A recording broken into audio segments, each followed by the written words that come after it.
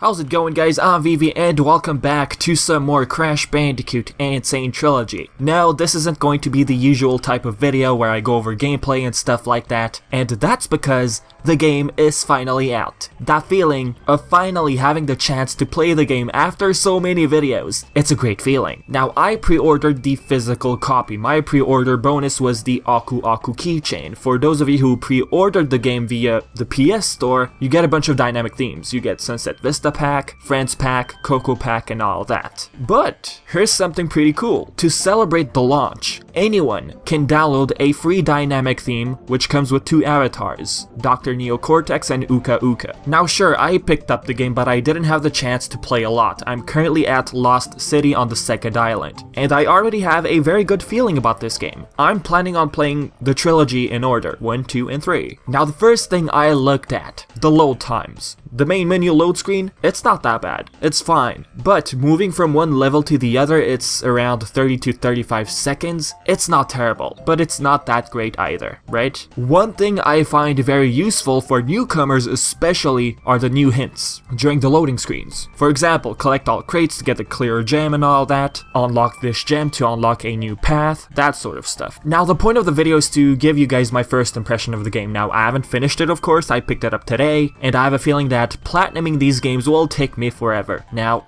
about these hints, do they make the game too easy? In my opinion, no, because the difficulty of the gameplay makes up for it. Now, these three games are very linear, right? You grew up with these games. Well, some of you grew up with the game, I mean. But what makes them fun is the challenge that comes with the gameplay. I feel like all that rage is starting to flow right back into me, just like my childhood, right?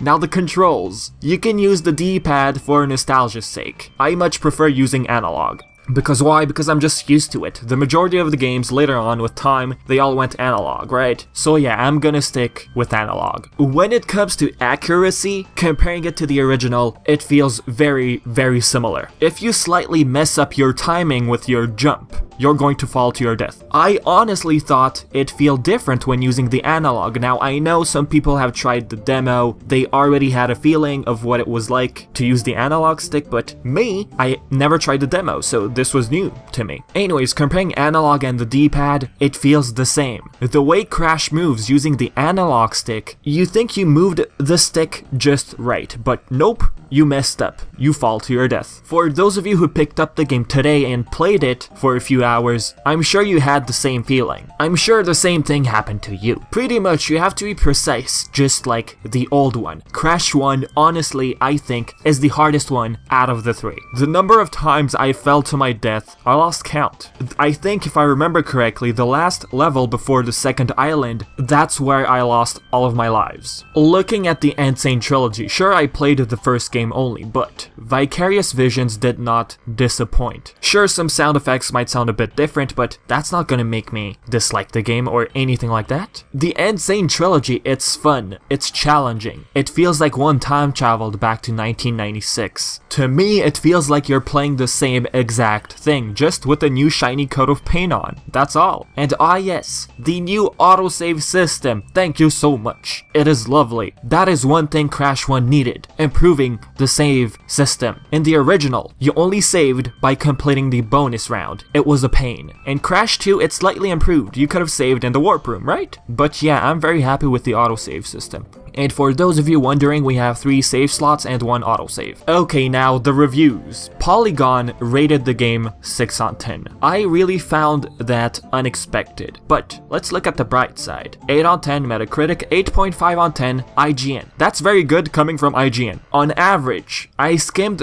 through some of the reviews and a lot of them have discussed about the controls, how they feel just too similar. Some find it way too hard and gave it a low score, I guess. And I think one compared the difficulty of the controls to Dark Souls? What? All I know is there's a bunch of challenge waiting for me. I can already feel that rage. It's coming. That green gem at Lost City, oh boy. Complete the level by breaking all crates and without dying. I'm so looking forward to it. Now, In short, people who grew up with this, they will absolutely love it. Like I said, it's like a new coat of paint. As for newcomers, some might find it too hard, especially Crash Bandicoot 1, simply because of the controls. You have to be very precise. You have to master them. That's pretty much the challenge when it comes to the classic Crash Bandicoot games. The games, yes, they are very similar, but the challenge is to simply master the controls. And these classic Crash Bandicoot games, they're nice social games. If you can't complete a level, just hand it over to your friend or something. That's what I loved about this classic series. I don't know if any of the reviews mentioned that. So now, for those of you who are watching this video, should I buy the game? Is it worth it? Yes, I recommend it. And it's challenging, to be honest. That's what I enjoy about these games. Sure, it is linear, but